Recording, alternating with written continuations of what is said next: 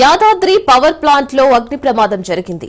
వీర్లపాలెంలోని power plant లో మంటలు చెలరేగాయి. యూనిట్ 1 బాయిలర్ లోని ఆయిల్ ఫైర్ కావడంతో మంటలు వ్యాపించాయి. ఆస్తి ప్రాణ నష్టం జరగకపోవడంతో అధికారులు ఊపిరి పీల్చుకున్నారు. కాగా వచ్చే నెలలో యూనిట్ 1 ను ప్రారంభించేందుకు అధికారులు ట్రయల్ రన్ చేస్తున్నారు. అయితే ఈ ట్రయల్ రన్ చేసేటప్పుడు ఘటన చోటు చేసుకున్నట్లు సమాచారం.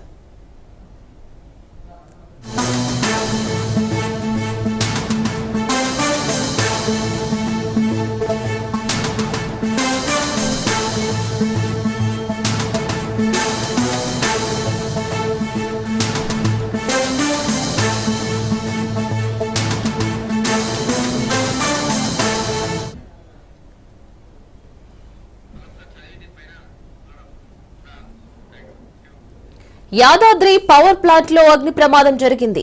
వీర్లపాలెంలోని పవర్ ప్లాంట్ లో మంటలు చెలరేగాయి. యూనిట్ 1 బాయిలర్ లోని ఆయిల్ ఫైర్ కావడంతో మంటలు వ్యాపించాయి.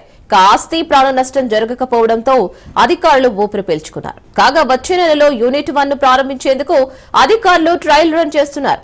అయితే ఈ ట్రయల్ రన్ చేసేటప్పుడు ఈ ఘటన చోటు చేసుకున్నట్లు సమాచారం. మరి ఈ ఘటనకు సంబంధించి మరింత సమాచారం మా ప్రతినిధి పుల్లారావు అందిస్తారు. పుల్లారావు, నల్గొండ జిల్లా దామచర్ల మండలం వీలపాలెం వద్ద నిర్మించినటువంటి యాదాద్రి థర్మల్ ప్లాంట్ లో ఒక్కసారిగా భారీ అగ్ని ప్రమాదం చోటు చేస్తుంది. కాకపోతే సిబ్బంది అప్రమత్తంగా ఎవరించడో పెద్ద ప్రమాదం తప్పిందని కూడా చెప్పవచ్చు.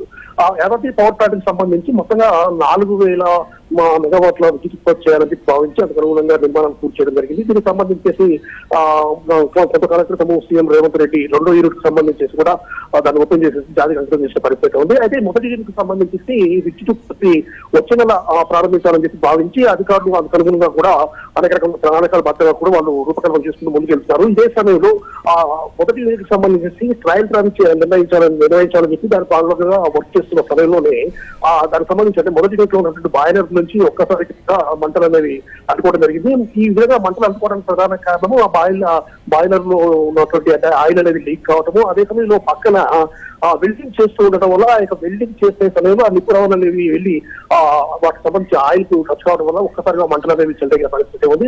కాకపోతే సిబ్బంది వెంటనే కూడా అప్రమత్తం కావడం వల్ల మాత్రం వెంటనే ఆ యొక్క మంటలను పూర్తి స్థాయిలో ఆర్పివేసిన పరిస్థితి ఉందని చెప్పవచ్చు. కాకపోతే నిన్న జరిగినటువంటి అంటే రాత్రి జరిగినటువంటి యొక్క ప్రమాదం ఒకసారి సంభవించే వరకు అంటే రెండో యూనిట్ సంబంధించి ఆల్రెడీ విద్యుత్ ఉత్పత్తి అనేది కొనసాగుతుంది. అంటే 800 మెగావాట్ల విద్యుత్ ఉత్పత్తి అనేది కొనసాగుతుంది. కాకపోతే నిన్న ఎప్పుడైతే ప్రమాదం జరిగిందో ఆ రెండో యూనిట్ కూడా వెంటనే నిలుపుదల చేశారు. దీనివల్ల 600 మెగావాట్ల విద్యుత్ ఉత్పత్తి కొంత నిలిచిపోయిందని చెప్పి కూడా మనకు చెప్పవచ్చు. ముఖ్యంగా ప్రమాదానికి ప్రధాన కారణం మాత్రము బాయిలర్ లో నుంచి ఆయిల్ లీక్ కావడము, పక్కనే వెల్డింగ్ చేస్తూ ఆ యొక్క నిపుణులు పట్టడం వల్ల ఇది జరిగిందని చెప్పేసి కూడా అధికారులు చెప్పిన పరిస్థితి అయితే ఉండడం జరిగింది. కాకపోతే ప్రమాదం అనేది జరిగినగానే వెంటనే సిబ్బంది స్పందించి మంటలు ఆర్పడం వల్ల మాత్రము అందరూ కూడా ఆయన ఊపిరిపీల్చుకునే పరిస్థితి ఉంది. ముఖ్యంగా ఆస్తి నష్టం ఎంత జరిగింది, అదేవిధంగా ప్రాణ నష్టం మాకు లభించింది. ఎందుకంటే ఆ సమయంలో మంటలు వ్యాపించే సమయంలో అక్కడ ఎవరు కూడా పనిచేస్తున్న దాఖలు లేవు, అందువల్ల ప్రాణ నష్టం లేదు. కాకపోతే ఆస్తి నష్టం ఎంత సంభవించింది అనే విషయాలు మాత్రం అధికారులు విద్యుత్ అధికారులు వెలివేయాల్సిన అవసరం అయితే ఉంది.